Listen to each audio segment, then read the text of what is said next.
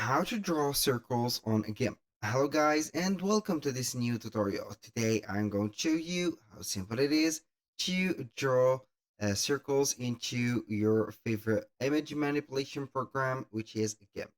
So all you need to do is to follow up the tutorial from the beginning till the end and you are going to be good to go. The first thing that you need to do is to head over GIMP software, then you are going to install it. After that, you're going to click on and select File, Create New. Then you are going to add the image size that you want.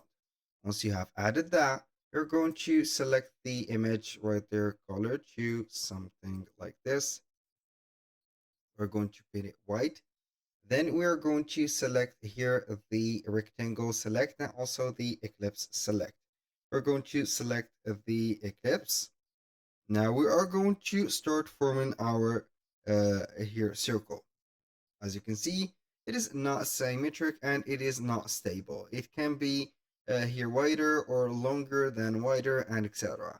If you want to make it here as symmetric and also stable, you're going to type in or hold the shift. And as you can see, when you hold the shift, you are going to make it here bigger or smaller. For example, like that. If I hold shift, I'm going to let it like this. If I release the shift, you're going to see that it changed the forms. If you click on control, it will take here some forms or weird forms like that. But here, as you can see, it is freely controllable. But here, when you hold the control, it is freely, but here it will only take the middle of the page right there. So I'm going to put it like that, shift. Once you have did that, you're going to put it or see it like that. Now I'm going to click on the select tool. So now let's say that I am going to fill it with a color. So let's go ahead and change the color to the red. Then I'm going simply to fill it with a red. This is the first step. If I want to add a filter or a border to this circle, I'm going to click on select.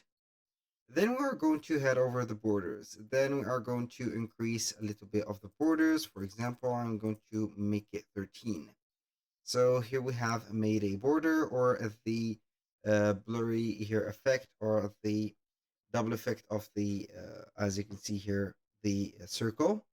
Now I'm going to fill it with color. And as you can see, we have a border or roll-rounded filter or well-rounded circle with the borders colored. So that was all for today's video. Thank you guys for watching. I hope that you have enjoyed the content and I hope to see you soon on the next one.